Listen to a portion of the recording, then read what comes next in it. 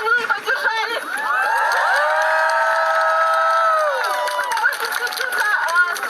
Движением 8365 на страничках в Инстаграме и Фейсбуке. На этом наш мирный марш объявляем закрытым. Спасибо! Солидарность! Солидарность! Солидарность! Это часть моего перформанса.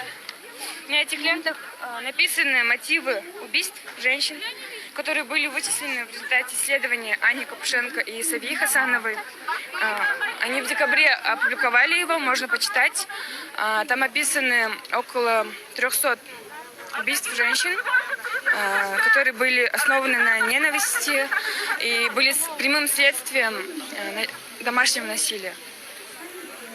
Вот, и этим перформансом я хотела привлечь внимание к нему, потому что государство его никак не учитывает.